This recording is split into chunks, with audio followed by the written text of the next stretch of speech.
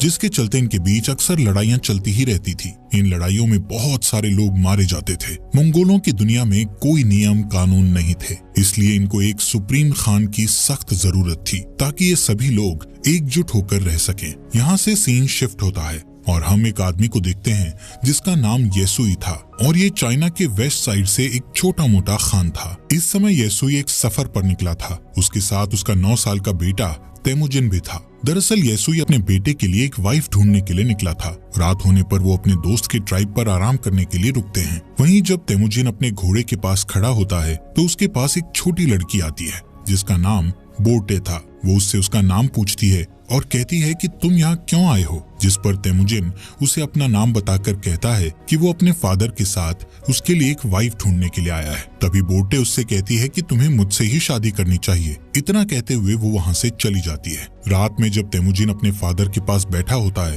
तो उसके फादर उसे कहते हैं कि मुझे तुम्हारे लिए एक ऐसी वाइफ चाहिए जो सबसे ताकतवर लड़की को देखता जाता है। और लास्ट में वो बोटे को अपनी पत्नी चुनता है और उन दोनों की शादी हो जाती है। लेकिन शादी होने के बाद भी वो दोनों आने वाले 5 साल तक एक साथ नहीं रह सकते थे, क्योंकि ये उनकी ट्राइब्स का नियम था। अब तेमुजिन और उसके फादर का यहाँ से जाने का समय हो जाता है। लेकिन जाने से पहले तेमुजिन बोटे को एक नेकलेस गिफ्ट करता हुआ उसे कहता है कि वो उसके लिए जल्द ही वापस आएगा। यहाँ से येसुई तेमुजिन और अपने लोगों के साथ सफर पर निकल जाता है। कुछ दूर चलने के बाद वो लोग एक जगह पर आराम करने के लिए रुकते हैं। यहाँ पर वो सभी लोग काफी सतर्क थे, क्योंकि ठीक उनके सामने थोड़ी दूर एक और खान की ट्राइब के लोग बैठे थे। थोड़ी देर बाद उस खान का एक आदमी येसुई के लिए एक कटोरी में दूध लाता है, जिसका मतलब शांति का पैगाम था और वो लोग समझौता करना चाहते थे। येसुई वो दूध की कटोरी ले लेता है और सामने बैठे खान के लिए भी अपनी तरफ से एक दूध की कटोरी भेजता है। येसुई के आदमी येसुई को खुद वो दूध पीने से पहले अपने किसी नौकर को पिलाने के लिए बोलते हैं, लेकिन येसुई उन्हें ऐसा करने से मना कर देता है, क्योंकि वो उस खान का विश्वास नहीं तोड़ना चाहता था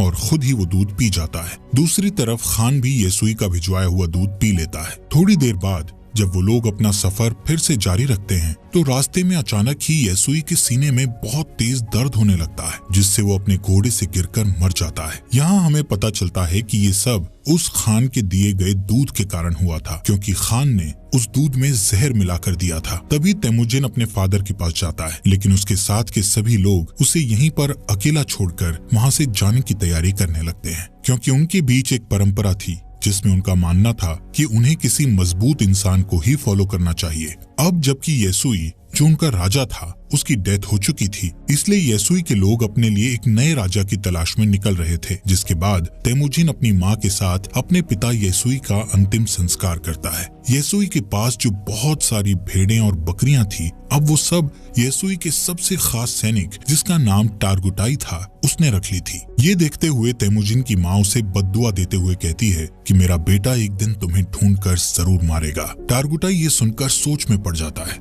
कि कहीं आगे चलकर ये बच्चा उसे सच में ना मार दे, इसलिए वो उसे उसी वक्त मारने के लिए आगे बढ़ता है। लेकिन मंगोलों में एक रिवाज था जिसके हिसाब से किसी को मारने से पहले वो उसकी हाइट को उनके रथ के पहिए से नापते थे और वो कभी भी बच्चों को नहीं मारते थे। जब टारगुटाई तेमुजिन की हाइट को उनके रथ के पहिए से नापता है तो उसकी हाइट कम निकलती है और तेमुजिन अभी बच्चा था इसलिए वो बच जाता है। लेकिन टारगुटाई उसकी माँ को बोलता है कि वो अगले साल तेमुजिन को मारने जरूर आएगा और तब तक उसकी हाइट और उम्र भी बढ़ चुकी होगी। कुछ महीनों बाद जब सर्दी आ जाती है तो तेमुजिन के पास छुपने के लिए कोई भी जगह नहीं थी। तभी उसे अपने फादर की बात याद आती है कि उन्होंने कहा था कि गॉड टेंगरी उनकी बुरे वक्त में मदद जरूर करेंगे। इसीलिए वो उस सीक्रेट माउंटेन की तरफ जाने लगता है, लेकिन रास्ते में अचानक उसका पैर बर्फ से जमी झील पर टिक जाता है और वो उस झील के अंदर ठंडे पानी में गिरकर डूबने लगता है। वो डूबकर मरने ही वाला था, लेकिन तभी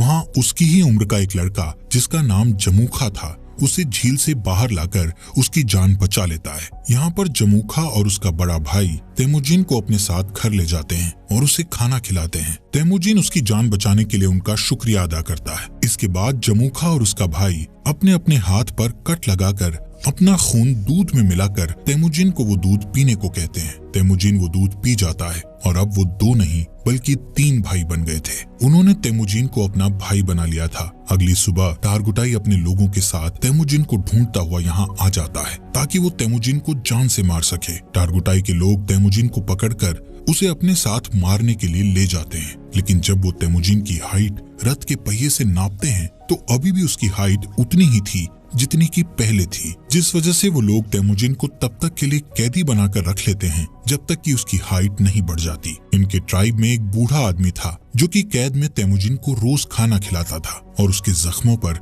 मलहम पट्टी भी करता था। कुछ दिनों बाद टारगुटाई फिर से तेमुजिन की हाइट नापता है, लेकिन अभी भी उसकी हाइट उतनी ही थी। इसी टाइम पर यहाँ बारिश होने लगती है और सभी लोग भागकर अपने अपने तंबू में चले जाते हैं। इसी बात का फायदा उठाते हुए वो बूढ़ा आदमी तेमुजिन को वहाँ से छुड़ाकर भगा देता है। तेमुजिन भागता भागता बहुत दूर चला जाता है। उसके गले में एक भारी लकड़ी का फंदा भी बंधा हुआ था, लेकिन कैसे भी करके वो उस पहाड़ पर जाता है जहाँ पर उसके फादर ने बताया था। वहाँ वो गॉड टेंगरी से विश मांगता है कि अचानक तेमुजिन को वहाँ एक सफेद भेड़िया दिखता है, जिसके तुरंत बाद उसके गले में बंधा हुआ लकड़ी का फंदा भी अपने आप ही खुलकर नीचे गिर जाता है। यहाँ से सीन कट होता है और हम सन 1186 में तेमुजिन को देखते हैं, जो कि अब एक नौजवान लड़का बन चुका था। लेकिन तेमुजिन अभी भी टारगुटाई के लोगों से बचकर भाग रहा था। कई सालों से टारगुटाई के लोग तेमुजिन को ढूंढ रहे थे और एक दिन वो तेमुजिन को ढूंढ ही लेते हैं और उसे पकड़कर फिर से कैदी बनाकर उसी लकड़ी के फंदे में रखते हैं जिसमें उसे बचपन में रखा गया था।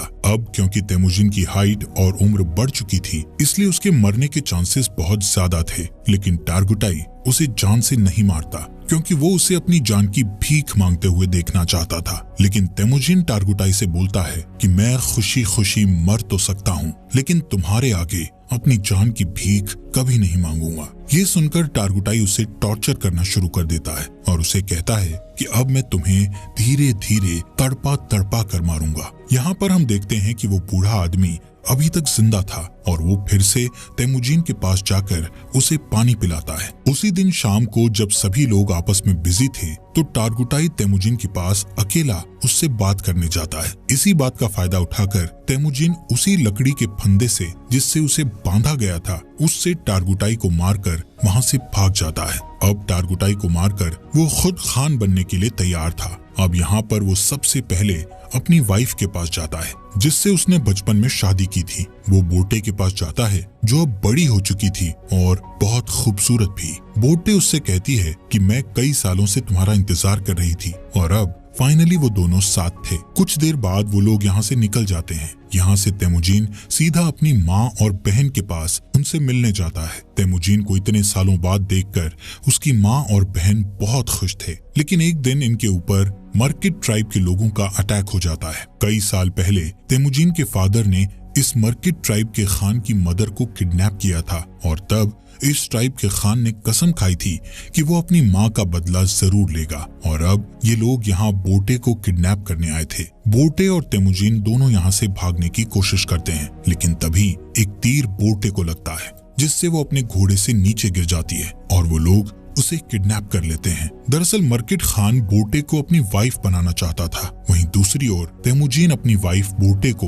वापस लाना चाहता था, जिसके लिए वो अकेला काफी नहीं था। इसलिए वो मदद के लिए अपने पुराने भाई जमुखा के पास जाता है। यहाँ जमुखा भी एक ट्राइब का खान था जो कि बहुत पावरफुल ट्राइब थी। जमुखा तेमुजिन की मदद करने के लिए तैयार था, लेकिन लड़ाई के लिए वो तेमुजिन को 1 साल का इंतजार करने के लिए कहता है, क्योंकि उसे बाकी ट्राइब्स पर अटैक करके उन्हें अपने अंडर लेना था। समय के साथ साथ 1 साल भी बीत जाता है और वो वक्त आ जाता है जब वो दोनों भाई मिलकर अपनी सेना लेकर मर्किट ट्राइब पर अटैक करते हैं। लड़ाई में वो सभी लोगों मर्किट ट्राइब के खान और उसकी सेना को मारकर उनका जरूरी सामान अपने साथ उठा लेते हैं। वहीं एक टेंट में बोटे बैठी थी जो कि प्रेग्नेंट थी। इसके बावजूद भी तेमुजिन उसे अपना लेता है। उसी रात ये लोग अपनी जीत का जश्न मनाते हैं और तेमुजिन के साथ और भी कई लोग जुड़ जाते हैं जो उसे वहां मिले सामान को सभी में बांटने के लिए कहते हैं, जिसमें से तेमुजिन सिर्फ 10% सामान ही अपने पास रखता है और बाकी 90% वहाँ के लोगों में बांट देता है। तेमुजिन उन मरे हुए लोगों के परिवारों को भी कुछ सामान देता है जिन्होंने लड़ाई में अपनी जान गंवाई थी। तभी यहाँ जमुखा के दो लोग ये सब देखते हैं और तेमुजिन की ट्राइब के साथ जुड़ जाते हैं। अब क्योंकि मंगोल्स में शुरू से ही ये नियम था कि वो अपने खान को खुद ही चुन सकते थे, जिसमें जमुखा चाहकर भी कुछ नहीं कर सकता था। लेकिन ये देखकर कि उसकी ट्राइब के दो लोग तेमुजिन की ट्राइब में चले गए हैं, उसके मन में तेमुजिन के खिलाफ दुश्मनी बढ़ जाती है। नेक्स्ट सीन में तेमुजिन के आदमी जमुखा के आदमियों को उनके घोड़े चुराते हुए देख लेते हैं। तभी जमुखा के आदमी बचकर वहां से भागने लगते हैं, जिसके बाद तेमुजिन के आदमी गुस्से में गलती से उन्हें जान से मार डालते हैं। लेकिन जब वो लोग जमुखा के उन लोगों को देखते हैं तो उन्हें पता चलता है कि उनमें से एक आदमी जमुखा का बड़ा भाई था। और अब जैसे ही जमुखा को इसके बारे में पता चलता है तो वो तेमुजिन को जान से मारने की ठान लेता है, क्योंकि उसे अपने भाई की जान का बदला लेना था, जिसके लिए जमुखा आसपास के और ट्राइब्स के खानों से हाथ मिला लेता है और अपनी एक बड़ी ट्राइब बनाकर तेमुजिन की ट्राइब पर अटैक कर देता है। तेमुजिन जानता था कि वो लोग ये जंग नहीं जीत सकते, क्योंकि उसके पास इतने सैनिक नहीं थे जितने जमुखा के पास थे। इसलिए वो अपनी ट्राइब की औरतों और बच्चों को वहां से जाने के लिए कहता है और बाकी लोगों को लड़ने के लिए बोलता है। इस लड़ाई के बीच तेमुजिन अपने सैनिकों के साथ हार जाता है और जमुखा उसे और उसके सैनिकों को बंदी बना लेता है। जमुखा तेमुजिन को अभी भी भाई बोलता था, लेकिन वो अपने बड़े भाई की जान का बदला लेना चाहता था, इसलिए वो तेमुजिन को अपनी जान बचाने के लिए गिड़गिड़ाते हुए देखना चाहता था। इसके बाद वो तेमुजिन को अपना गुलाम बना लेता है और किसी और ट्राइब के लोगों को बेच देता है, जहां सजा के तौर पर तेमुजिन को रेगिस्तान में काफी दूर पैदल चलना पड़ता है। बहुत दूर चलने के बाद ये लोग एक शहर पहुंच जाते हैं जहां टेंगुट डायनेस्टी का शासन था। ये लोग तेमुजिन को एक जगह बैठाते हैं ताकि दूसरे लोग उसको देखकर उसे खरीद सकें। एक दिन इस सल्तनत का राजा बाजार आया हुआ था,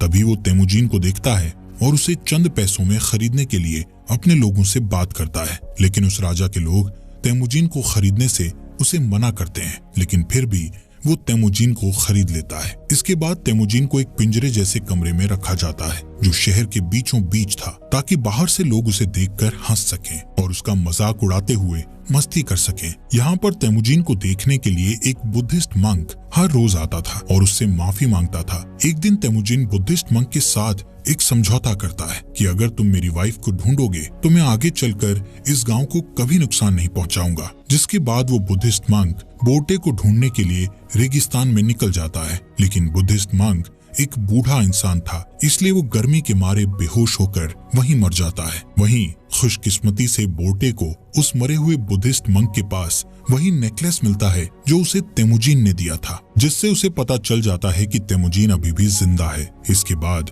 बोटे अपने पति को ढूंढने के लिए शहर में निकल जाती है और यहाँ पर उसे तेमुजिन एक पिंजरे में बंधा हुआ मिलता है। उसी रात बोटे यहाँ के सिपाही को रिश्वत देकर तेमुजिन को यहाँ से भगा लेती है और तेमुजिन देखता है कि उसका बेटा बड़ा हो चुका है और बोटे की एक बेटी और भी है। बोटे तेमुजिन को घर ले आती है। यहाँ अब पूरा परिवार हंसी खुशी रहने लगता है। एक दिन बोटे तेमुजिन से कहती है कि सभी मंगोल्स एक जैसे ही होते हैं, सभी चोरी करते हैं और एक दूसरे को मारते हैं। मंगोल्स के लिए ये चीज एक आम बात है, लेकिन बोटे की इस बात का तेमुजिन पर बहुत गहरा प्रभाव पड़ता है और वो अपनी फैमिली को छोड़कर वहाँ से निकल जाता है। वो डिसाइड करता है कि अब वो सभी ट्राइब्स को मिलाकर एक नया मंगोल राज बनाएगा, जिसमें सभी के बीच नियम और कानून होंगे। तेमुजिन अब डिसाइड कर चुका था कि अगर इस काम को पूरा करने के लिए उसे किसी की जान भी लेनी पड़े तो वो पीछे नहीं हटेगा। वो 3 नियम बनाता है, जिसमें पहला नियम था कि औरतों और बच्चों को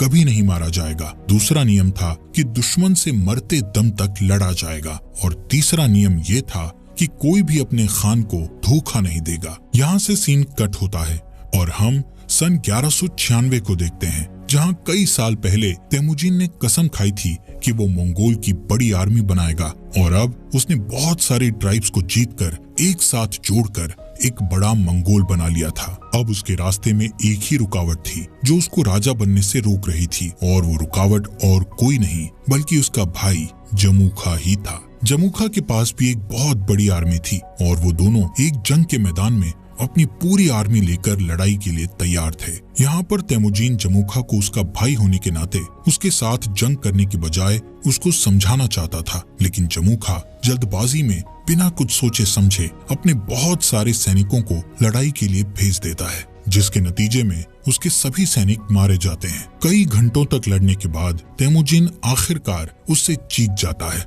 और जमुखा के साथ उसके कई सारे आदमियों को जिंदा कैद कर लेता है। तेमुजीन जमुखा के बचे हुए सिपाहियों को मारने की बजाय उन्हें अपनी आर्मी में शामिल कर लेता है। यहाँ पर तेमुजीन जमुखा की ट्राइब में उसी बूढ़े आदमी को देखता है जिसने तेमुजीन की मदद की थी। तेमुजीन उस बूढ़े आदमी को अपनी ट्राइब का एडवाइजर बना देता है। रात को तेमुजीन जमुखा के पास आकर बैठता है और उसे कहता है कि भाई, ये जो अपना राज बड़ा करने का लालच है, ये आज उन्हें जिंदगी के ऐसे मोड़ पर ले आया है कि उन्हें अब एक दूसरे की जान लेनी पड़ रही है। जमुखा तेमुजीन से कहता है कि अगर मैं तुम्हारी जगह पर होता तो मैं अपने दुश्मन के सभी सिपाहियों को मार गिराता। दोस्तों, इस बात से हमें ये पता चलता है कि तेमुजीन और जमुखा की सोच कितनी अलग थी। इस बातचीत के बाद तेमुजीन अपने भाई जमुखा को माफ कर देता है और उसे यहाँ से जाने के लिए कहता है। इसके बाद हम बोर्टे को देखते हैं जो तेमुजीन के पास आई हुई थी। तेमुजीन बोर्टे और अपने बच्चों को देखकर बहुत खुश होता है। यहाँ से सीन शिफ्ट होता है और हम सन 1206 में तेमुजीन को देखते हैं, जो इस समय सारे मंगोल्स का खान बन गया था, जिसका नाम गेंगिस खान पड़ गया था